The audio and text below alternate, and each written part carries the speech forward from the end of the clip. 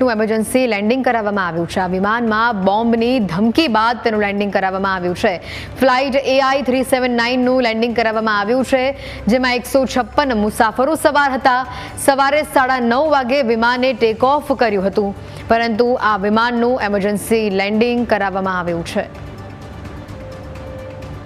156 જેટલા મુસાફરો આ વિમાનની અંદર સવાર હતા અને આ ઘટના જે બની થાઇલેન્ડમાં એર ઇન્ડિયાની ફ્લાઇટનું એમરજન્સી લેન્ડિંગ કરાવવામાં આવ્યું છે।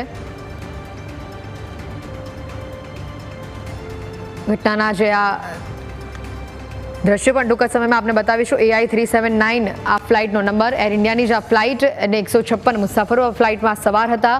આ ફ્લાઇટને બોમ્બની ધમકી મળી છે। સવારે 9:30 વાગે વિમાને ટેક ઓફ કર્યું હતું। થાઇલેન્ડમાં એર ઇન્ડિયાની આ ફ્લાઇટનું હાલ એમરજન્સી લેન્ડિંગ કરાવવામાં આવ્યું હોય તેવી માહિતી છે।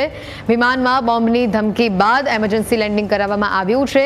તપાસ કરવામાં આવી રહી છે પ્લેનની તમામ સામાનની, તમામ લોકોની। બોમ્બની જે ધમકી મળી છે તે ખરેખર સાચી છે કે કેમ તેની તપાસ કરવામાં આવી રહી છે।